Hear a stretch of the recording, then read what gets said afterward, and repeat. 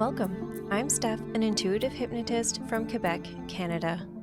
I'm Julie, a past life regression hypnotist and Reiki healer from Wisconsin. And together, we are the Soulful Mystics.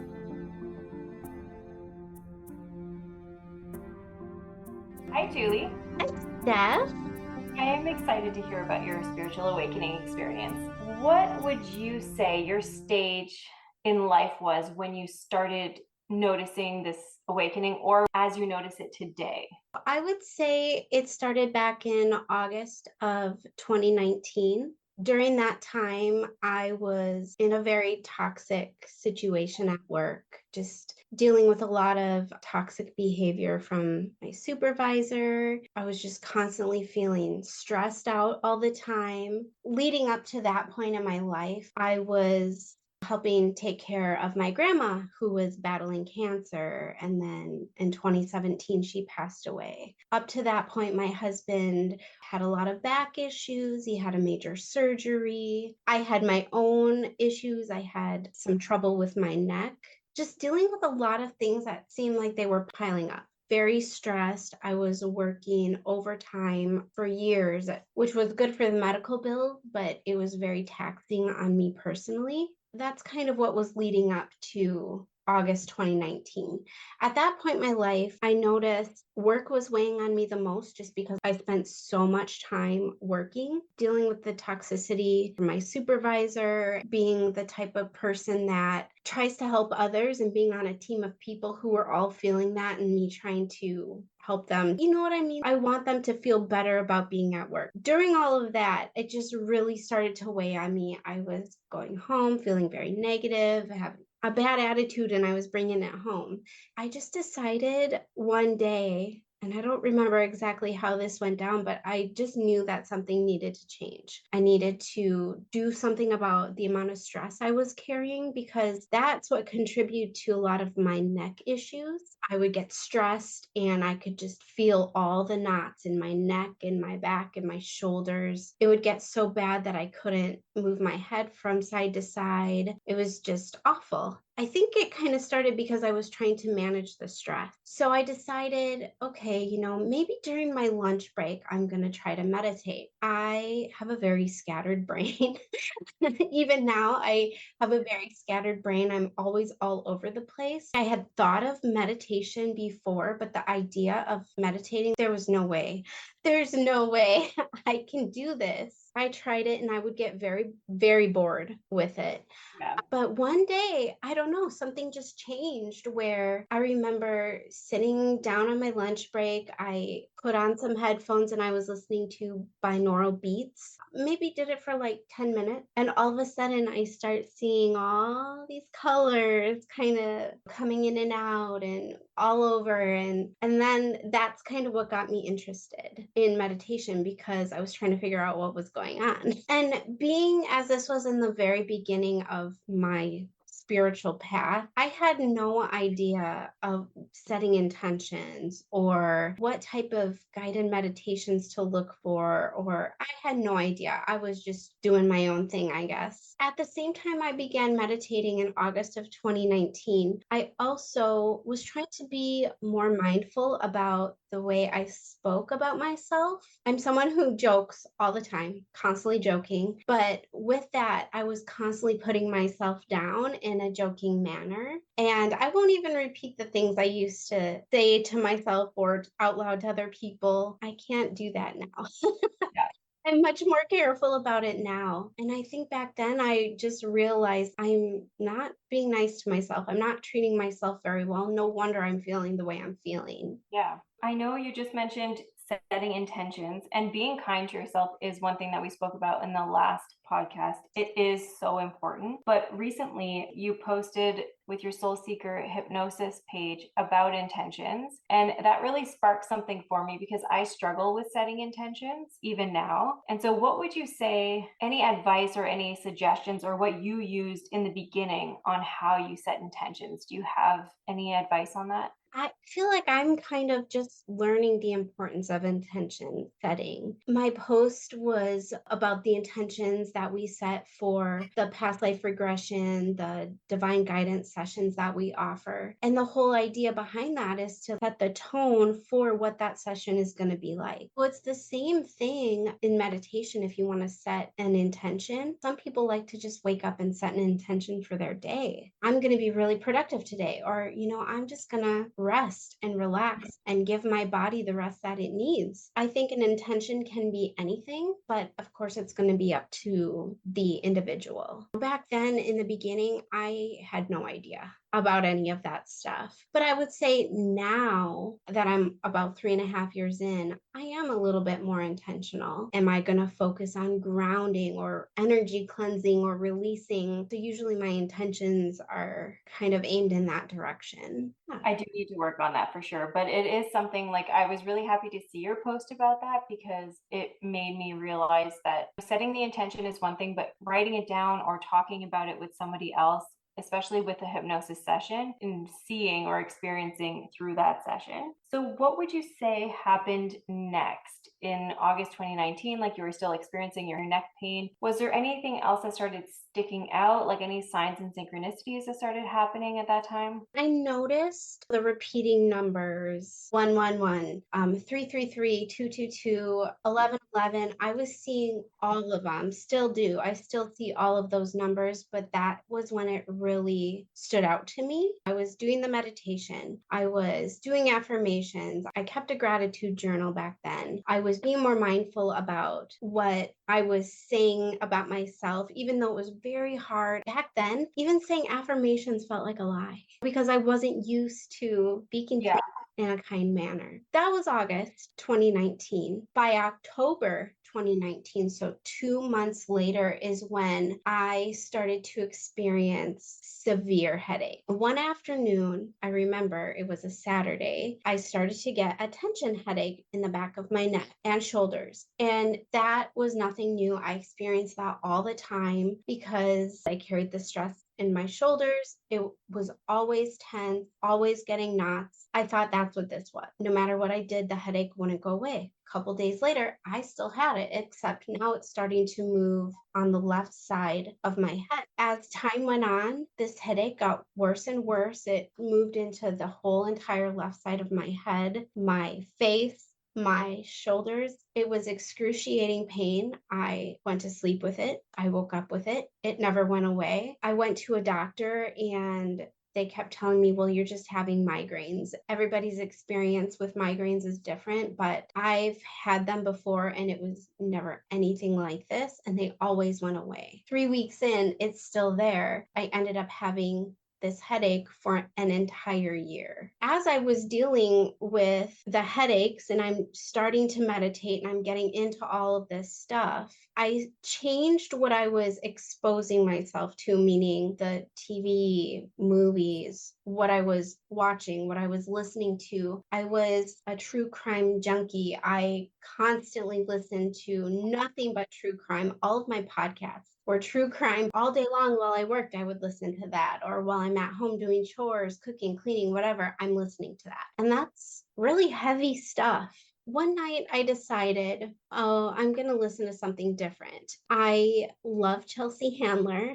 I know she's not for everybody, but I love her. I found a podcast. I believe it was called Life Will Be the Death of Me. Her podcast is named after her book. In it, she would talk about her own healing journey, how she started going to therapy. She read these books by Laura Lynn Jackson. She's a psychic medium. She's famous. She's been on TV. Chelsea Handler was talking about how she read these books, and I think she might have interviewed her. I'm not quite sure. It's all about, obviously, the life between us is her journey to recognizing her gifts and accepting the gifts that she had. Then signs, the secret language of the universe, that is basically different stories of people's signs that they received from the other side and stories like that. I read these books because it immediately sparked interest once Chelsea started talking about these. I'm going to go to work. I'm going to I'm going to ask for a sign. And the first thing I asked for was a yellow butterfly. My grandma, the one who had cancer and passed away, her favorite color was yellow. Whenever I see these little yellow butterflies, for whatever reason, after she passed away,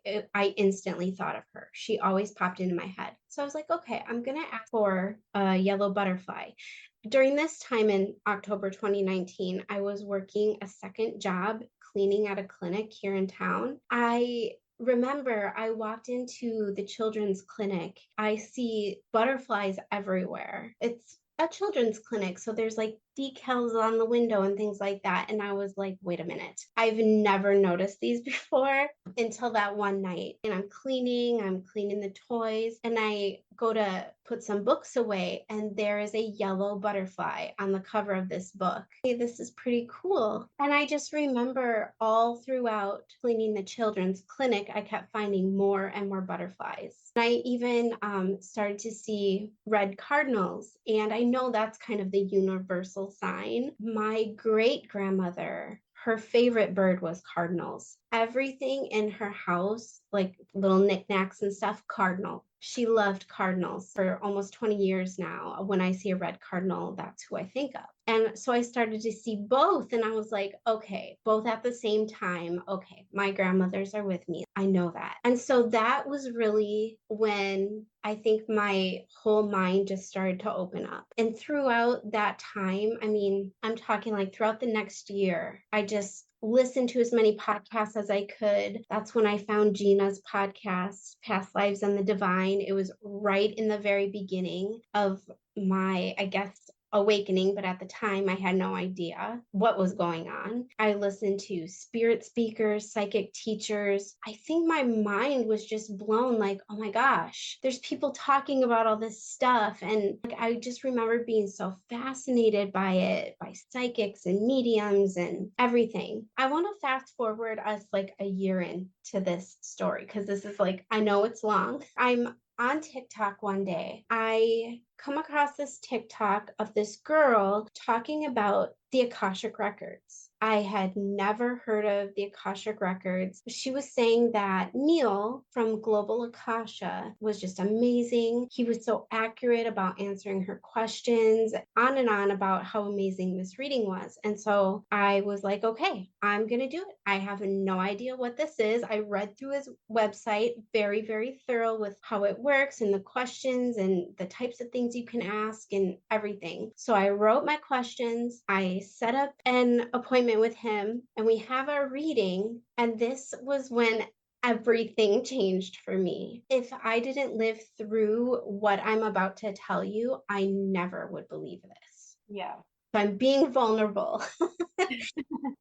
Putting this out there. During this reading, my number one question was, what is causing this headache? I've had this headache for 1 year, an entire year. At this point, we're in October 2020. I was at my wit's end. Nothing I did, the medication the doctors put me on, nothing was relieving this headache. I had gone to an energy healer prior to this and did craniosacral therapy and Reiki. This was the first time I was exposed to Reiki. She is the only person that was able to give me any relief. She made it to where I would wake up without a headache, and then it would come later in the day. And that was the first time I was ever able to get any relief from this pain at all. I knew there was something to this Reiki, and I knew there was something to the craniosacral therapy, and it just made me more curious about that. We're a year forward now. We're talking about my headache in this reading because that was my number one question. What do I do about this headache? It started off and he was like, well, just my personal experience, cream of tartar works great. And I was like, oh crap, this isn't what I was hoping for.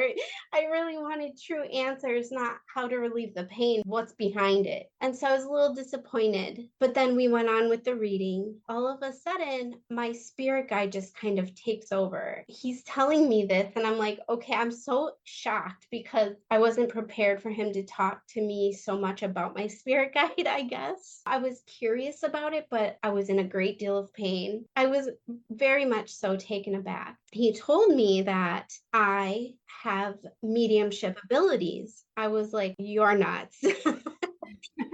I never would have thought that about myself. Never, ever, ever. He's like, if you're willing, I teach mediumship. I can take you through some exercises.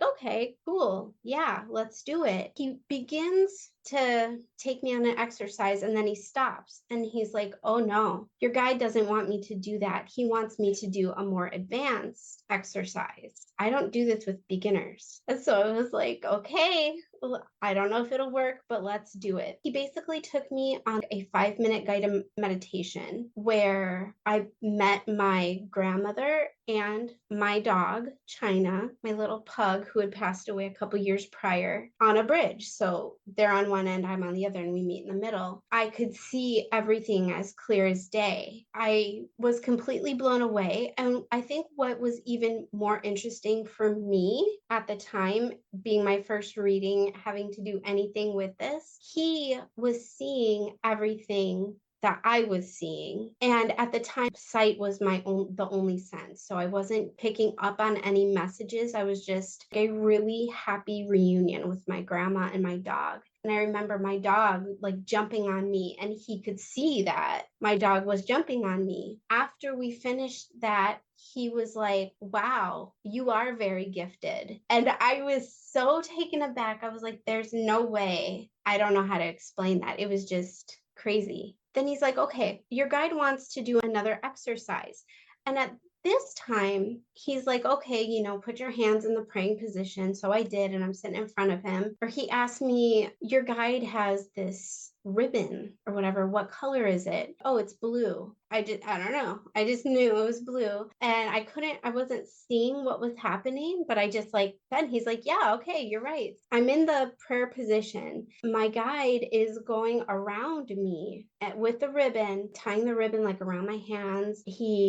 I don't know what he did some kind of blessing on me. And he's like, there, that should help with your headache. You're going through a spiritual awakening. This awakening is what's causing your headaches. You're starting to open. Your gifts are starting to open up. And that was the second time I was told that. And I didn't even realize it because way back when I went to have the cranial sacral therapy and the Reiki done, the first thing she said to me was, I wonder if your gifts are starting to open. That right there, 1 year apart, totally validated that whole experience. I tell you what, I woke up the next day and I didn't have a headache, and the headache never came back. That's amazing. That is amazing. And I get chills when I say that. I would never believe that if I didn't live through it, if I didn't experience it. It's insane. And it's true. The things that we live through the spiritual awakening make us believe, number one, in that experience itself, but also in the experience of others. Like, I have zero doubt that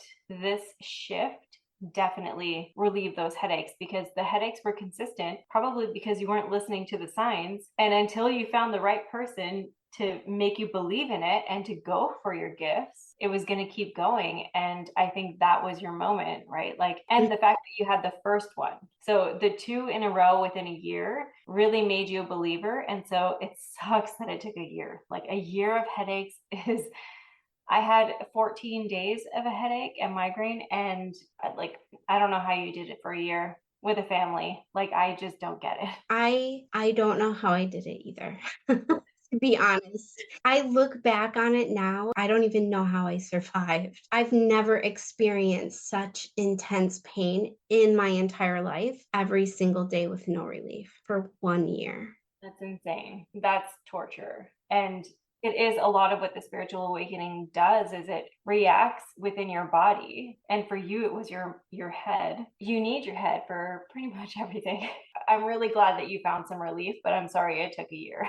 That was the turning point. I mean, that was when I realized, or I guess I accepted and believed, that what I have been going through was a spiritual awakening. During that whole year, and even after, I mean, I would say even up until recently, I've felt so lost, so stuck. I had no direction in my life. I spent so much time really researching, listening to people talk on podcasts, watching documentaries, just everything I could about psychic mediums and spiritual awakenings feelings and all of this stuff. I started taking a meditation class, and I went to my first Reiki share during this time before I even went through the Reiki training. For so long, it just that feeling of being lost. The other biggest thing with me was not knowing who I was. For so many years, I was taking care of other people. I never really got to focus on myself or get to know myself. I grew up with a narcissistic stepmother, and I learned through all of this why I behave the way I do in certain situations, why I'm so agreeable to everything, even if it's maybe not what I want or not what I want to do, not what I want to eat, but I just agree to keep the peace, even though the people in my life now don't see it that way because it's not even an issue.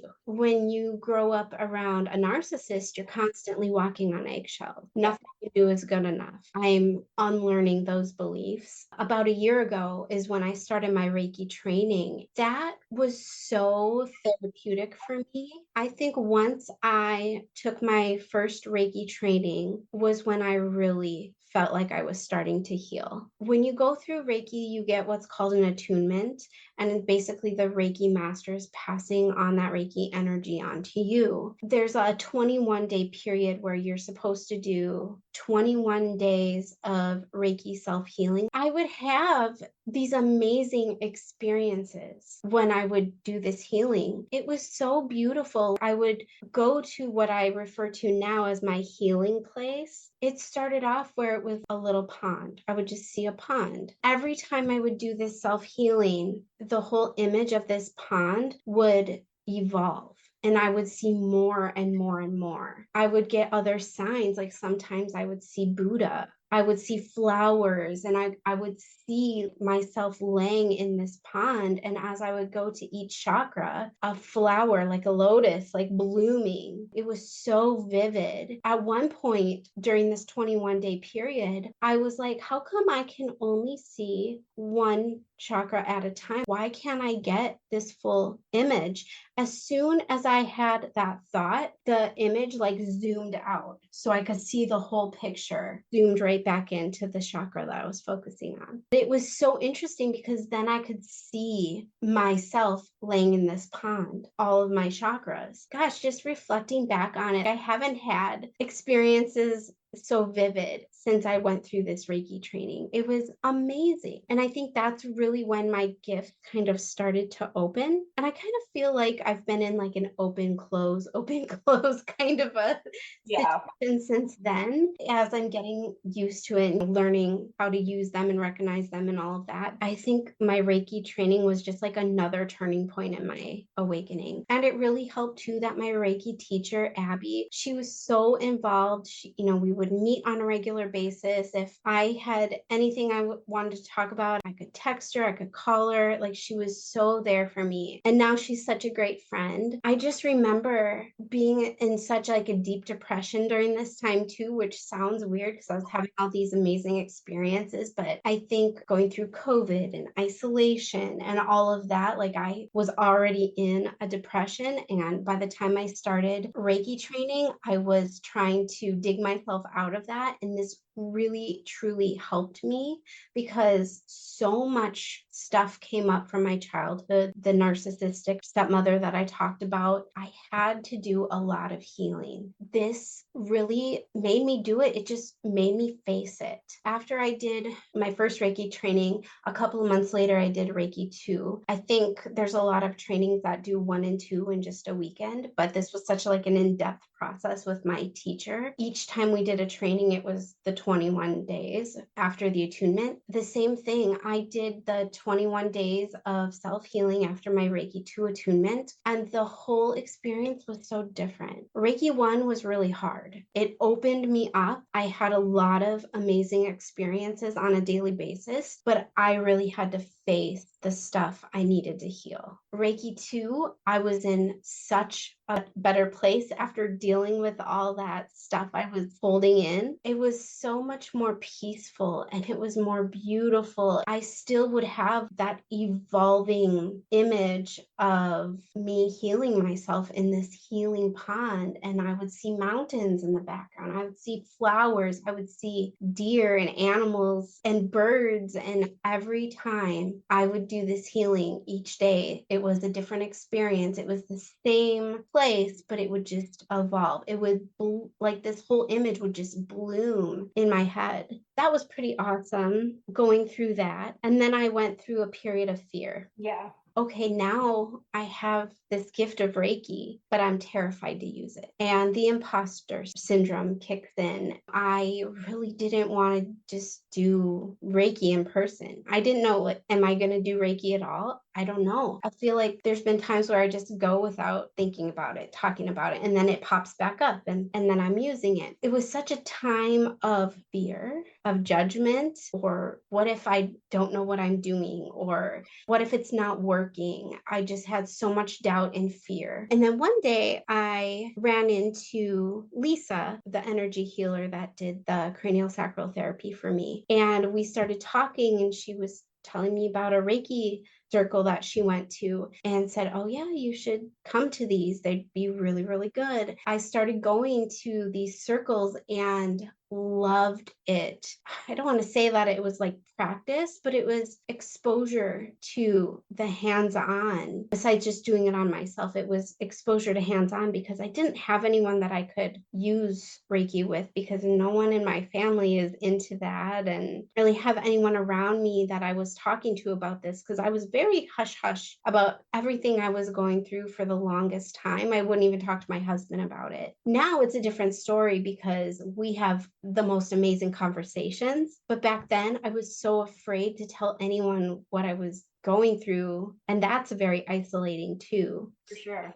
Yeah, I started doing these Reiki shares. They were about once a month or once every few weeks. I noticed more and more started to open up for me. Probably the most fascinating experience I had was always open up with ritual. And then we would do a quick self-healing. And when I got to my third eye, it had just completely lit up blue. I remember thinking, oh, that's cool. That's never happened before. It just like lit up this blue color. And I was like, holy shit, that's cool. Okay, didn't think anything of it. We get into the circle, and there was an older lady on the table. I think I was just working on her shoulder, sunk into this deep meditative state so quickly. I don't know what it's like for you, but when I get like that, I just get to a space where suddenly there's a shift and I'm not in my head anymore. I'm like up here above my head. I don't know if that makes any sense, but that's how I describe it.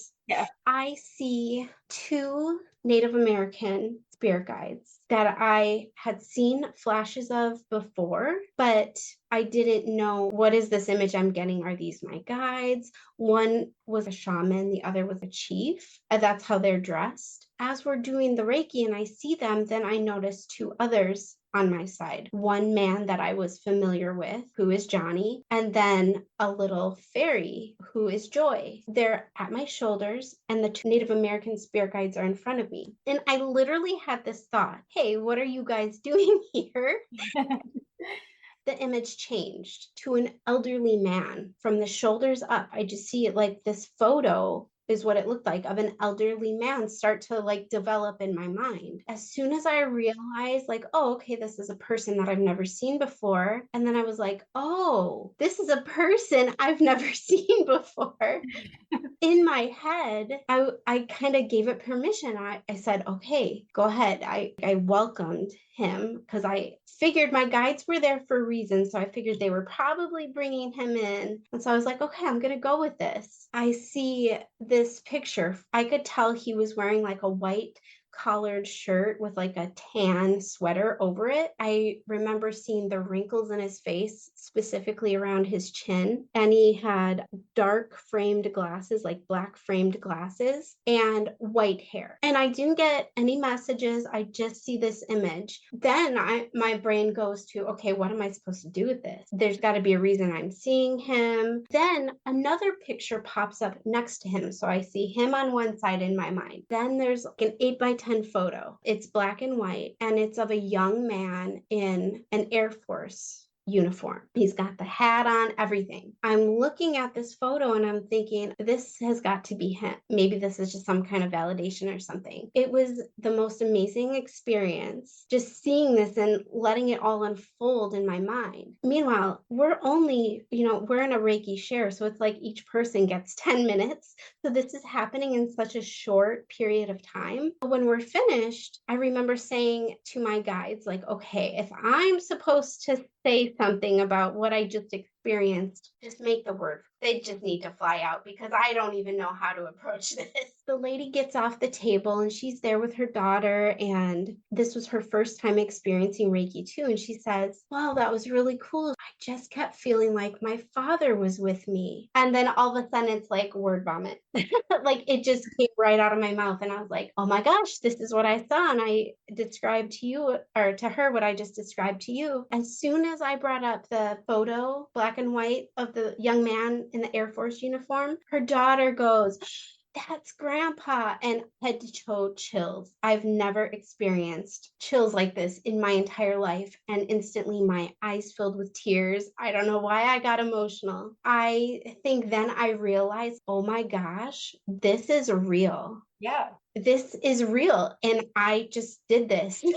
I'm still in awe by it because that's not something that I've continued to do or has happened since. And of course you got emotional, because I'm getting emotional just listening to the story. Like, it's such a beautiful story of, number one, you're opening up to mediumship because you 100% are a medium. And just in the short time that we've known each other, I can see it, and this reader saw it, and now you've seen it in this experience. And that's something that's very special. But also you gave a gift to these two women and to the man who is on the other side, right? To finally have somebody who shares that he's still there, and he's supporting his loved ones, and he was there, the Reiki, and that's so special. Yeah, it was. And I think it was the validation that I was able to give this woman, because she couldn't see him, she felt him, and I didn't feel him, I saw him. So just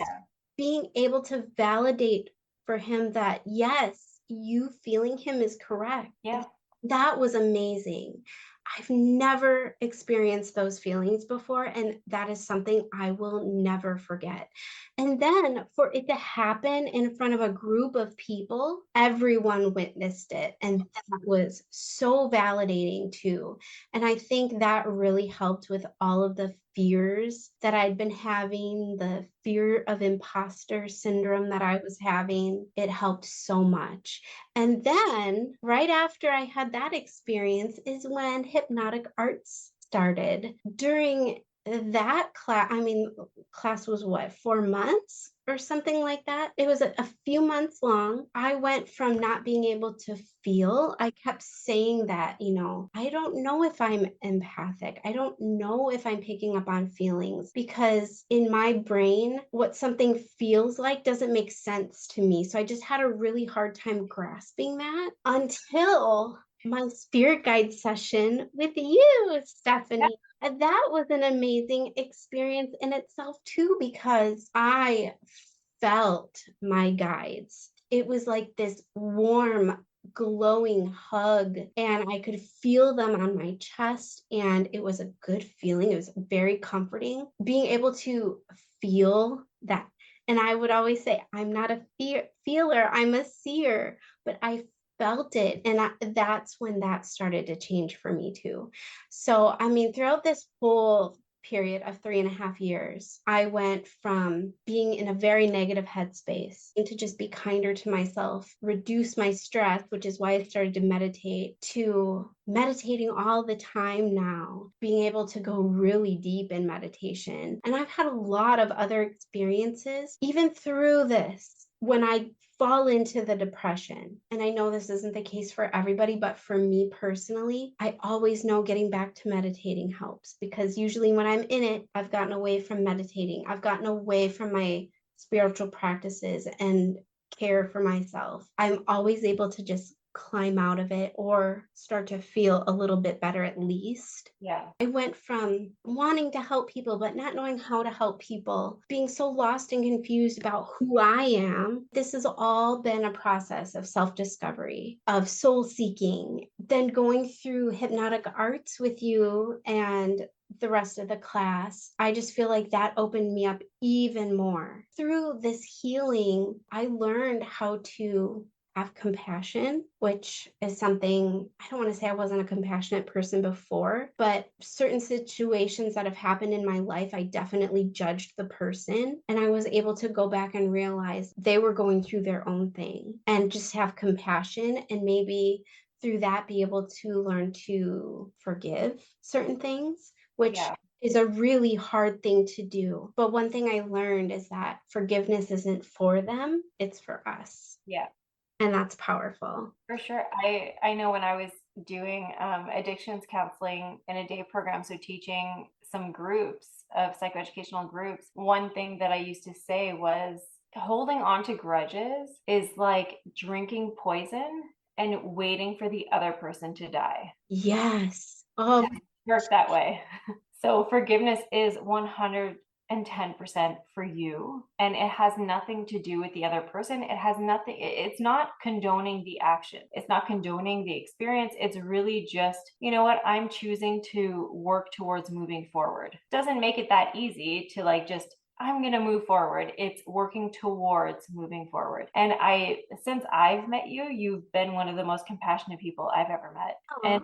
And I felt that way too before, where I didn't feel as compassionate. Well, I had compassion fatigue, where you've heard so many difficult stories, especially in counseling, that you just put a wall up to block yourself from those emotions. And I feel like we all do that, especially, you know, in a situation where you have a narcissistic stepmom, you have some really difficult situations at work, that you have that wall up. I don't see you as ever being anything besides compassionate, especially towards other people. Well, thank you. Reflecting back on not being able to feel, I think that's contributed to growing up and hiding my emotion. As I was growing up in that maybe I just pushed down everything I didn't want to feel. And I think that's why, you know, it was so hard for me to understand, like, what do you mean feel this in my body? Or I don't feel anything. It's because I wouldn't allow myself to feel for so many years. Yeah. And you know what's interesting that just came up now is you're a Gemini, which is an air sign. And so air signs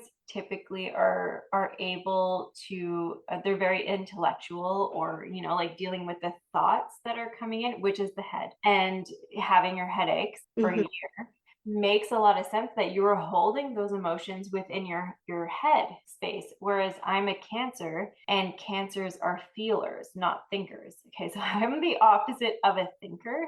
I feel everything and I think about almost nothing. So we're the opposites in that scenario. So when it was your spirit guide session, I needed to hear the messages that were coming to you, because I had tried to turn off my feeling sensors for so long that I started feeling a lot of pain within my body. So you were feeling it in your head, and you're an air sign, which is very airy and head-like. And I was feeling it within my body, which is very Cancer-like, and within the body and emotions. So I wonder if when we do our interview with Meredith from Earthling Astrology, if we can maybe ask her, like scientifically or astrology, if that has something to do with it, because other people going through spiritual awakenings might have the same, they might be able to relate to air sign of feeling it within the mind and the head versus a water sign that's feeling it emotionally within the body. Yeah. That's so interesting. What a good point. Yeah, honestly didn't think about it, but headaches for a year, that has to be something I've never heard of. So I would love to dive into that a little bit more within hypnosis even, or past life regression, because also I wrote down some notes about a lot of what you said sounds like the witch wound. And I'm about to post some things about that because it exactly what you said, like trouble speaking your mind, people pleasing, the imposter syndrome, hiding your gifts. You're still hiding your gifts a little bit, and as am I, like we're all doing it, but you're a legit medium. It's okay that you don't want to go down that road because it's exhausting, dealing with, but it's also enlightening, just like you experienced in that session. So I wonder, like what might be blocking it. Maybe some trauma happened within a past life, but a lot of witch wound stuff. I also wanted to say, okay, so yellow being your grandmother's favorite color. That is my great grandmother's favorite color. And rather than butterflies, for me, it's yellow roses.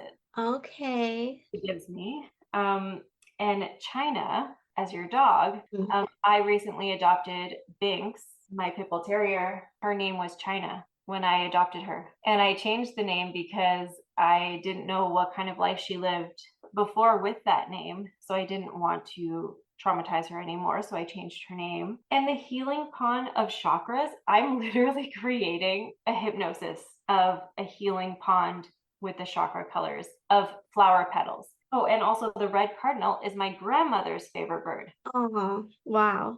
We're just two peas in a pod here. And so what do you think, besides meditation, do you feel like anything else really helped you through these stages? Whether it's community or taking a walk outside, which I know that you've been doing quite a bit lately, or before the snow is coming. I mean, I walk every day, and yeah, of course, being outside in nature helps. I live in Wisconsin. We don't always have the nicest winters. When it is nice out, I'm walking outside every day, at least for a little while. Do you have any other suggestions besides meditation? So anything else that helped you through the spiritual awakening? Definitely the podcast helped me so much because it validated everything that was going on in my head, for one thing. Hearing people talk about this stuff openly made me feel like I wasn't alone when I was at a time when I was very isolated. My particular focus, I think, was on just being kind to myself, taking the time I needed, even though I feel like I wasn't very good at it back then, but I am so different now. It's amazing. I look back, especially the last year, so much has changed. I never expected to go through any of this. I never thought my life would be where it is now. It's amazing. I still feel like I don't do things right. I feel like I don't have a morning ritual. I get up and I start work. That's my morning ritual. It's just like you got to find what works for you, I guess. I still meditate, of course. That's something I always come back to. Even if I fall off the wagon or whatever, so to speak, I always go back to it. I don't think I will ever stop meditating in my life. I will always go back to it. Yeah, and meditating could be for me when I drive to work.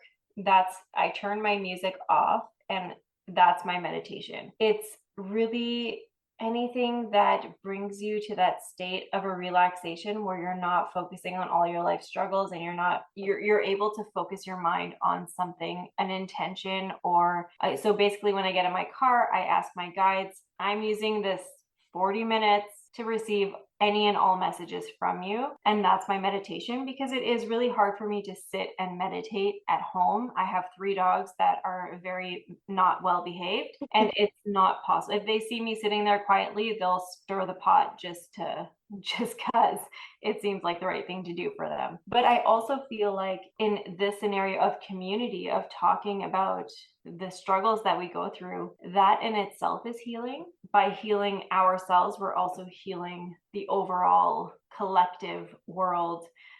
Even if they're not listening to this, it's really individual. Like we're all united in some way.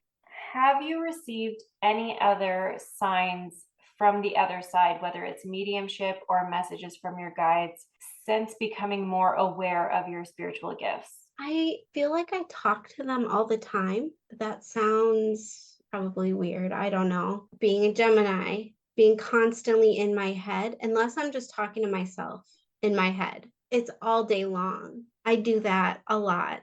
I don't feel like you're talking to yourself, if I must say. I don't think I am either, because Okay. I always say thank you. Exactly, me too. It sounds like, so there's no, and even for anyone going through a spiritual awakening and you're not sure what is a message and what is your own thoughts, I struggled with that for so long throughout my awakening, and I still do sometimes. I do too. Something that I learned is if you really want to get a message, and we talked about this recently, you have to get quiet. So even if it's just 3 breaths while Mhm. you're standing, if you're at work and you need to take a break, go to the bathroom, go somewhere where you're not going to be disturbed, take those 3 breaths. And the first thing that comes to mind, and it's always going to be something positive if it's a message, trust in that and accept that. And through your spirit guide session, that's exactly what they told you, is trust the impressions that you're getting. Yeah. Because we get the messages and then we just, well, it was probably just a thought.